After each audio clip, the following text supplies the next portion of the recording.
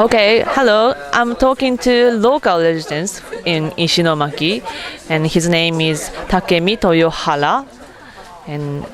I'm just asking him what's the happening in earthquake. So, いいですか。地震まずいわゆる発生が2時46分で振幅方向これは東西で振幅は短周期中周期長周期に分けると中周期で振動時間はおよそ2分半なり3分これまで経験したのはいわゆるものすごく長い地震ねでこれは異常な地震です私の経験上いろんな地震経験してるんでねここは東北は常に地震があるんだよねしかしその中でもモンスターアースクエイクねモンスターで病んですぐにいわゆるとっさにですねこれもう揺れ動いてる時から複数震源それからあとは海溝跳ね返りがで間違いなく津波やってくる確信しましたのですぐ逃げました隣近所にも津波が来るから逃げましたで初めは町の中央部高台に逃げようと思いましたが渋滞してましたのですぐに U ターンして自宅に車を置いてすぐ近所に住吉公園そこに山がありますおよそ12、3メートルぐらいの山なんですがねそこに逃げましたもうすでに40名近い人がいましたでその中でリーダーシップを発揮してたのが消防団の制服を着た遠藤っていう人間ですで彼は多分私のね同級生の弟だろうまあその時は自己紹介やってる暇がなかったんであとは役割分担で私は状況これを見に下の川に降りてきました河原って川岸にねで3時5分1回潮位観察何の変化もありませんなぜかというといわゆる昭和35年私が小学校5年生の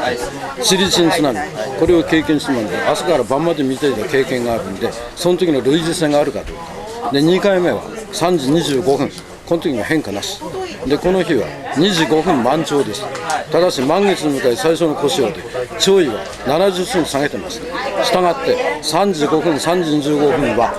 だいたい上げ潮に向かう時間帯としてはね、ところがいわゆる何の潮位も変化ないんでおかしいなと本当に来るのかとただ山の上に上がってどうでしたって言ったらいや潮位の変化はないでそのうちに本当に津波来るんですか何人かに後ろから聞かれましたが相手の方が振り向かないでいや分からんなと時間が経てば分かるだろう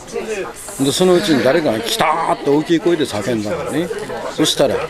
ちょうど南東方向その公園の階段一番上は南東に対峙してるのでいわゆる来たのかどうかただ海面が広がった感じはしたんだよねでこの化け物の大きさが分かったのは薄いんだしこれの路面スレスレに来たその時に初めて大きさが分かったのねやはり気象庁ラジオの予報通り石巻6メートル間違いなく6メーターぐらい来てましたでものすごい勢いですで町の道路は全てが水路すごい豪雨を立って足元に来るのにあっという間でねもう我々の住んでいる町の中にはだいたい推定で 1.56 メーターぐらいの津波が押し寄せてきましたでそれが第一波でしたこれが3時35分ねその時はどんなものが見えたんですか何が見えたんですかどんな状況が見えたんですかもちろんこれ破壊的な津波の第一波見た瞬間にもう日常性とはまるっきり違った異常な状態でなんて言ったらいいかモンスターでしょうね全てのものを破壊し尽くすでこの津波の凄まじさは見ないと分かりませんが YouTube で皆さんいろいろご覧になってるが私が見た限りでは一瞬のうちにそれまでのあらゆる価値観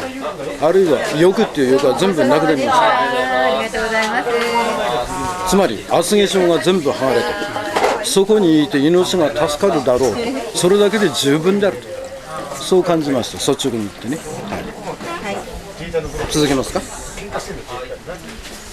で第2波これがもっと大きかったこれは路面越えてきましたでその時に無数の車橋の上は渋滞してましたそれからいわゆる中瀬っていうね中洲があるんだがそこに新種の映画館があったらなんか見たことのあるものが流れてきたなと思ったらそこの屋根でした第2波で中洲の建物は全部壊滅ですそれから無数の車が流れてきました家の瓦礫残骸ありとあらゆるものが流れてきましたそれが第2波ですで第2波が行って潮が止まった川を遡って次の瞬間そこからいわゆる日和大橋じゃない石巻大橋大体方向は北東の方向なんですが川のいわゆる上流部を眺めたら通常250メーターの川が山そのもので広がって向こうの対岸の家は2階がやっと顔を出してるというね、もう一面が湖と同じです、広大な。街の中はもちろん至る所全部冠水状態。じゃあ、山には、閉じ込められたというか、そこになんだろうな、何日ぐらい何日ぐらい降りられない状況だったんですか。まずね、山にはね、老若男女、それから子供たち合わせてね、高齢者もいました。ほぼ40名近くいました。したがって第3波と第4波の間に相談して、下に公民館と社務所がありましたので、しかも空模様が非常に暗くなってきて寒かったし、間違いなく雪が降るだろうと。雪が降ったら全員投資する危険性があったんで、私がまず、危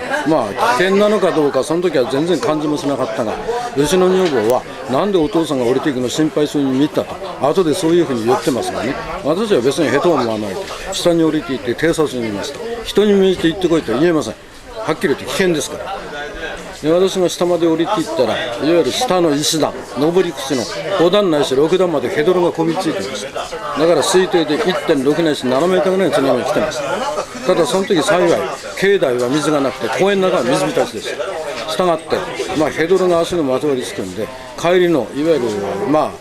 道順ですよね、これを確保するのに足でヘドロをかけながら、公民館はちょっと斜め方向にあります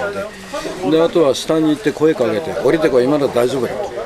それであと7、8人降りてきて、人海戦術で座布団、ブルーシート、とにかくテニスかあらゆるもの全部上に上げました。それから今度は誰かが津波の合間に、度胸のあるやつだよね、自宅から夏用のキャンプ用のね、コールマンのテントを持ってきました。これを張って、その上にブルーシートをかぶせて、女、年寄り、子供たちは全部その中に収容しました。我々は外でまんじりともず一晩過ごしました。でその時にいわゆる日が暮れてきてから、日が暮れる前からなんですがね、もう日和山、これ町の中央に山があるんですが、そのような橋の方から北西の風にあおられて真っ黒い黒煙がもうもうと上がってものすごい勢いです。で足元にも海産物があったんだが、そこからも火の手がある。消防のサイレンなんか聞こえません。で町の至るところ、いわゆる車が海水でいわゆる電気が入っちゃってクラクションがワンワンになってました。で日が暮れたら山の向こうは真っ赤っかになってました。それから川の下流部、ここに何か燃えるものがあったんでね、行ったり来たりして、これがいわゆる燃えた家が流されて津波で行ったり来たりしてました。2日目、やっと長い夜が明けて、とにかくみんな一睡もしてません。みんなに声かけてね、投資するから寝るな。で2日目は今度年寄り、この人たちを石巻家屋ビル、そこに収容してもらえる承諾を取ったんで、12時半搬送作戦が決行しました。たった6人搬送するのに2時間半以上かかりました。なぜかというと、その時一番深いところで山の下は水は引いたんですが、なんせ地盤沈下部分的に起こしていたんで、深いところは膝上ぐらいまであったんで、これはおんぶしていくか、あるいは騎馬戦の要領で背負っていくか、方法はそれしかないな。そしたらこの、テントを持ってきた人間がなんと小釣り狼みたいなでっかい箱車を持ってきて、それに年寄りを1人ずつ乗せて、後ろ1人押して前1人ロープを張って引っ張って2人1組で70メーターぐらいのところに、ようやく1人ずつ搬送して、で6人搬送処理して2時間半で3日目は今度仮設トイレ、この時はね下の方は水引いてきましたんで、公園のすぐ脇に公衆便所があるんだが、これ使えません。ヘドロだらけになって災害用のトイレ、幸いにこれ公民館にあったんで2つ設置しました。で情報が全くとしたがって、この時はいわゆる皆さんが万山トンネル、それから石巻大橋を通って川伝いを歩いてきたんで、一人一人捕まえてどっから来たか聞いて、でいわゆる口伝えでもって情報をもらいます。その中に一人の女性がコウモリ傘をついてやってきたんですが、どっから来たか、万国町っていうのはワトナということです。今回の津波で相当ひどい被害を受けたということです。運筆なもんでね。でこの人は2日間松の木にしがみついて、3日目やっとトラックの運転手に発見されて助けてもらって、死体何を見てきましたと、もう何も怖いものはないと親戚のところに行って去ってきました。で2日目から食料がどんどん集まりだして、なぜかと下に橋本商店という店があったんですが、いわゆるそこも津波の被害にやられたんですがね、残った食料をまあいっぱい人がいたんで、山の上にどんどん上げてくれますので、3日目の日から、まあ3日間ろくに物食ってなかったんだが、3日目から私が食事を作って朝晩2回ずつ野戦料理ですね、これをみんなに提供して、ただ3日目の時はさすがに1日を使って寒くて寒くて、2日目は年寄り女子供残ったのは3日目で14、15人ぐらいかな。でこの人たちも2日は泊まったが3日目は寒さに耐えかねて水が引いたんで自宅に戻って2階で寝るようになったんで、3日目が私と女房2人だけでした。山の上でテント生活。ただ食事時間は朝9時夕方4時って決めましたんで、その時間になると十数名が毎日集まってきました。でその生活が43日間続きました。すごい壮絶な体験を語ってくださってどうもありがとうございました。はい、ありがとうございます。